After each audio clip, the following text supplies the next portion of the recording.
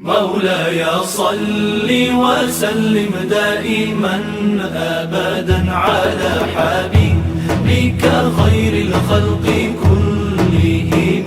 مولاي صل وسلم دائما أبدا على. Bismillahirrahmanirrahim. Bismillah, alhamdulillah, nahmaduhu wa nasta'inuhu wa nastaghfiruh wa nu'minu bihi wa natawakkal alaih. Wa na'udzu billahi min syururi anfusina wa min sayyiati a'malina. Amma ba'd. Bismillah, alhamdulillah. Qala mu'allif rahimallahu ta'ala, nafa'ana Allahu bihi wa bi ulumihi fid dharain. Amin. Bismillahirrahmanirrahim. Hari ini kita akan masuk kepada faslun fi awqat allati tukrahu as-salatu fiha. Tentang waktu-waktu yang hukum dia makruh melakukan solat pada waktu itu. Jadi hukum makruhnya ini, kalau menurut pendapat dalam kitab Ar-Rawdah dan Syarah Muhadzab, dia makruh tahrim. Bismillahirrahmanirrahim. Wa khamsatu awqatin la yusalli fiha illa salatun laha sababun. Ada 5 waktu yang tak boleh lakukan solat di dalam dia kecuali solat tu ada sebab. Baik sebab tu dahulu daripada waktu tu ataupun sama waktu. Imma mutaqaddimun kalfatitati au muqarin. Maksud dia ada satu waktu, pada 5 waktu ini kalau ada sebab yang dah dulu daripada waktu tu ataupun sebab tu pada waktu tu. Okey, maka boleh. Kalau selain tu maka makruh. Faham tak? Tak faham Jadi tu awal. Jadi ada 5 waktu yang mana tak boleh kita solat pada 5 waktu itu, kecuali kita nak solat yang mana solat itu dia ada sebab. Saya pernah bagi tahu solat zatas sabab. Dia ada sebab. Baik sebab tu dia terjadinya sebab tu, bahasa Arab kat sini muqaddimun. Muqaddimun ni pada waktu tu sebab tu dah ada sebelum tu. Contoh nak semayang pada waktu solat asar tu. Lepas waktu asar kan tak boleh solat. Tetapi ada sebab kita nak semayang tu, sebab dia tu dah muncul, dah ada sebelum masuknya waktu tu. Contoh awak nak semayang solat qada zuhur. Awak nak solat qada zuhur pada waktu selepas asar, tu boleh. Itulah maksud dia, pada waktu tersebut ada sebab yang kita nak solat tu, sebab tu dah ada sebelum waktu asar tu. Ataupun sebab solat, ataupun sebab yang dia bersamaan dengan waktu tu. Contoh solat gerhana. Nak solat gerhana pada waktu lepas asar, boleh. Sebab dia ada sebab yang mana sebab tu muqarin, ada dekat situ, ada pada waktu itu. Faham? Ataupun solat minta hujan. Nak minta hujan selepas waktu asar, boleh.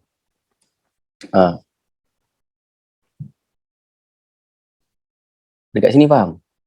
Lepas ni baru masuk waktu dia. Jadi fal awwalu minal khamsati as-salatu allati la sababa laha idza fu'ilat ba'da salati subhi. Jadi waktu yang pertama yang makruh untuk daripada ada 5 waktu tadi, yang pertama adalah selepas sembahyang subuh. Lepas sembahyang subuh makruh untuk kita sembahyang. Sampai bila hukum kemakruhan itu berlaku? Wa tastamiru al-karaha hatta tatlu'a syamsu. Sehingga matahari itu terbit. Sekarang mudah. Sekarang nak tahu matahari terbit tu macam mana? Rafif, macam mana awak nak tahu?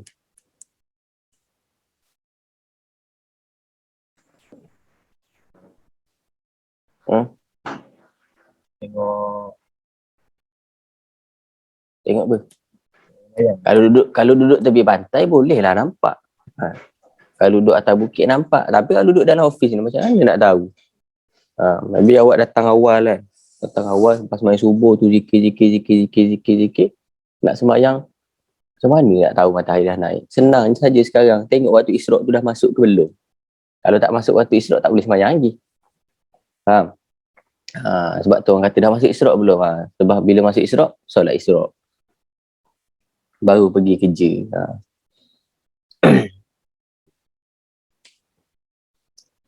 Kemudian wasani as-salatu inda tulu'iha fa idza tala'at hatta tatakamal wa tartafi'u qadru rumhin fi ra'yil ain. Yang kedua, ketika matahari itu keluar hingga sempurna dan naik dia kira-kira qadru rumhin, lembing, seukuran satu lembing dalam pandangan mata.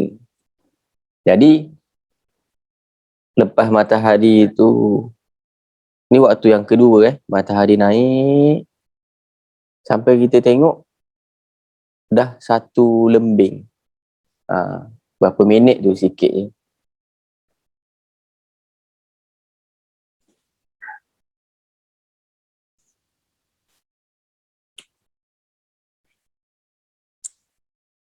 Kemudian wasalisu yang ketiga as-salatu idza stawat hatta tazul an wasatis sama'i wa yustasna min dhalika yaumul jum'ah fala tukrahu as-salatu fi waqti istiwa wa kadha haruma makkatal masjid wa ghairuh fala tukrahu as-salatu fihi bi hadhihi awqati kulliha sawa'un shalla sunnat tawafi aw ghairiha. Yang ketiga adalah solat pada waktu istiwa. Waktu istiwa. Tahu waktu istiwa? Waktu istiwa ni adalah waktu yang mana tak ada bayang-bayang. Bukan malam. Maksudnya matahari tu memang betul-betul dia duduk atas kepala. Jadi waktu istiwa, waktu matahari betul-betul duduk atas kepala tu tidak boleh dimakruhkan untuk solat. Tetapi ada pengecualian pada waktu istiwa ini. Yang pertama, pengecualian dia pada hari Jumaat. Kalau pada hari Jumaat dia tak ada kemakruhan pun untuk solat sunat pada waktu istiwa tu. Kalau awak perasan, siapa pun datang sembahyang Jumaat, dia solat sunat. Walaupun tak zuhur lagi. Zuhur kan, masuk zuhur kan lepas tergelincirnya matahari daripada tengah langit kan. Tapi waktu sebelum zuhur pun orang sembahyang. Baik dia tu sembahyang duha ke, dia sembahyang tahiyatul masjid ke. Itu daripada pengecualian daripada segi hari. Selain di Harumah Makkah. Harumah Makkah ni tanah haram. Kalau di tanah haram tak ada kemakruhan ni tak berlaku kepada orang yang berada di tanah haram. Baik dalam Masjidil Haram ataupun tak. Maksudnya kalau waktu istiwa tu di Mekah tu tak ada istilah tak boleh solat. Jadi kat Mekah tu 24 jam boleh sembahyang.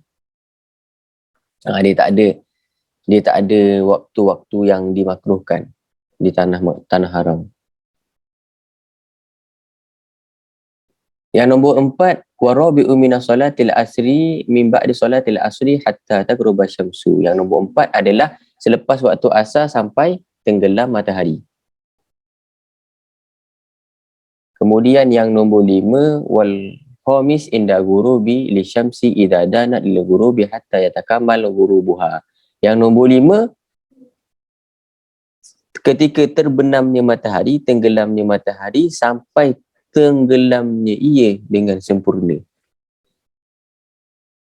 Yang nombor 4 tadi, lepas asar sampai terbenam, sampai tenggelam matahari. Yang nombor 5, dia start tenggelam sampai dia habis tenggelam. Kalau orang yang pernah, kalau ada pengalaman hiking kan, bolehlah tengok benda-benda macam tu.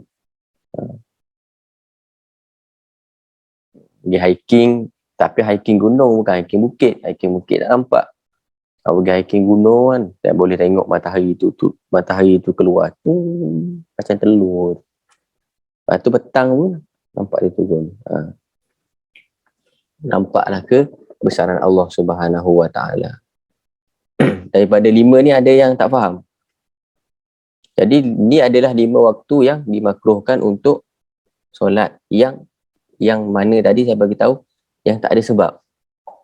Tapi kalau dia ada sebab, dia boleh. Baik sebab tu dah lepas ataupun sebab tu muncul masa waktu tu. Yang pertama-tama tadi saya cerita. Yang pertama tadi faham. Sebelum masuk nombor 1 kan, ada dia menjelaskan tentang 5 waktu ni makruh. Tetapi kalau ada sebab dan sebab tu dah ada sebelum waktu ni ataupun adanya sebab tu pada waktu tu. Kalau sebab yang dah ada sebelum waktu tu, contoh solat qada, awak tertinggal solat tetapi awak nak solat pada waktu yang dimakruhkan ni, tu boleh. Kalau tak ada sebab, tak boleh. Ataupun sebab tu ada pada waktu tu. Contoh nak solat gerhana bulan, gerhana matahari. Terjadinya gerhana matahari itu selepas waktu asar. Selepas waktu asar memang sebenarnya di waktu makruh untuk solat. Tetapi sebab ada sebab yang datang pada waktu tu, maka boleh. Faham? Sama juga dengan nak solat apa nama dia? Istisqa, minta hujan. Solat istisqa tu dia buat bila? Masa lepas asar. Boleh. Tapi kalau tak ada sebab, maka tak boleh. Contoh, tiba-tiba kan, nak solat istikharah. Kan? Tiba-tiba hati rasa serabut nak istikharah lepas asar. Tak boleh. Ataupun nak solat hajat waktu istiwa. Ataupun nak solat hajat selepas matahari terbenam, matahari nak terbit, lepas sembahyang. Ni semangat hari ni semangat. Lepas sembahyang subuh, sembahyang hajat. Orang kata lain macam dia ni. Tetapi kalau lepas sembahyang subuh tu nak solat qada subuh yang selama bertahun-tahun dia tak sembahyang, boleh. Tetapi kalau kita nak solat pada waktu tu di tempat awam, lebih baik berhati-hati. Sebab kadang tu terjadi fitnah. Kadang sembahyang apa lepas asar. Kadang ada orang kurang berilmu, dia tak tahu. Kalau kita dah tahu, maka kita akan husnuzon. Dia solat qada ni. Faham? Ada yang nak tanya? Tak ada itu sahaja pada hari ini. Maulaya salli wa sallim daiman abada ala habibika khairil khalqi kullihim huwal habibul ladzi turja syafa'atuhu likulli hawlim minal ahwali mubtahimi. Ya Rabbi bil Mustafa balligh maqasidana اغفر لنا ما مضى يا واسع الكرم يا أرحم الراحمين يا أرحم الراحمين يا أرحم الراحمين فرج على المسلمين. بسم الله الرحمن الرحيم. يا ربنا اعترفنا بأننا اقترفنا وأننا أسرفنا على لحظة أسرفنا فتب علينا توبة تغسل كل حوبة واستر لنا العورات وآمن الروعات. يا ربنا اعترفنا بأننا اقترفنا وأننا أسرفنا على لظى أسرفنا فاغفر لي والدينا ربي ومولودينا والآل والإخوان وسائر الخلال. يا ربنا اعترفنا بأننا اقترفنا وأننا أسرفنا على لظى أسرفنا فضلا وجودا منا لا باكتساب منا بالمصطفى الرسول نهضى بكل سول. وبالله التوفيق والهداية. Assalamualaikum warahmatullahi wabarakatuh.